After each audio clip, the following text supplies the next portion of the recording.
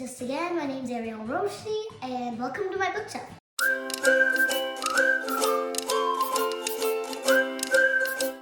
Today we're going to be doing part 2 of the I Survived series. I think the last one we did was The Great Chicago Boot. Next we have The Children's Blizzard. This happened in 1888. This one makes me feel so sorry for that kid there. It's making me feel so sorry for John Hale, that's his name. He looks like he's frozen already. So I hope Elsa didn't go there and freeze it, because if she did, then she owes him big time. So then in this one, he's already survived a deadly winter, and his dad almost died in that one. So in this one, I think he has this little sister named, well, I don't remember the name, but one of his friends are Rex. And the very, very funny part of this, it says that Miss Rule, his mean teacher, is actually kind of nice, and she is engaged to marry a cowboy, so everybody is crazy and talking about it. So this book, I wouldn't touch this longer or I might be frozen. Save me, Elsa! Anyway, next one, the San Francisco earthquake. I would be careful before I walk outside. And in this one, it's Leo, and he has this golden nugget. And spoiler alert, this book is going to be covered very much. So in this one, there's this big earthquake, and there are these two bullies called Wilkie and Fletch. Those sound very, very, very. Anyway, so this one, it happened in 1906, and a city on the rise just suddenly falls. And I'd rather make a domino city and have it fall than this city to fall. That'd be better.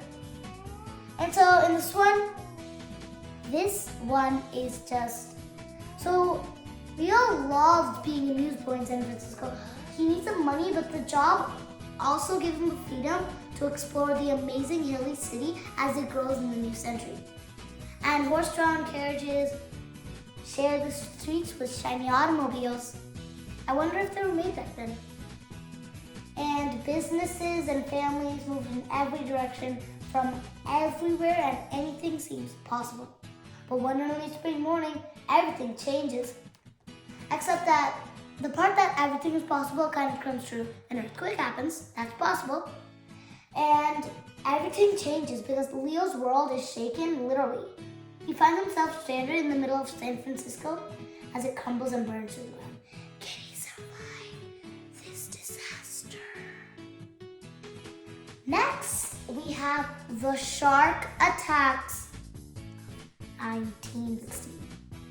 I would love to thank Tarshis for making these books. They're just terrifying, amazing, interesting, and the best. The best. This one, look at this page. Look at this picture. Those eyes. They make you want to freeze, and I wouldn't go in the swimming pool for weeks after I read this. You know, come to think about it, I would never go into the swimming pool after I read this, unless it was a big party and there were 1,000 people there. I was petrified. And this one was just crazy, amazing, and there are 2 pranks in this. So don't tell your friends about it, and you might be able to pull one of them on them, but you might want to be careful. They can cause you to be kind of not friends with you. They're very good pranks. So one of them is when this guy takes this tile and then pretends it's a shark fin, and then this guy jumps in, and then one of them jump in and hold the tile by their hand and then go it through the creek, and then another one of them jump in and then they just stay there, and it's almost like they were eaten and dead. And this guy, Chet Roscoe, he just ran away at that point. There's this another prank. It says, first he wanted to make the guys think he'd been attacked, bloody, and screaming into the creek. He dribbled some ketchup along the dock, a trail of blood. He put his boot in the middle of the dock and covered it with ketchup. He did the same to his hat. Chet stood back and admired his work. So far, so good. Now Chet took off his underskirt and trousers and kicked off his boots. He hid them in the tall grass. Then he went to the wettest part of the bank.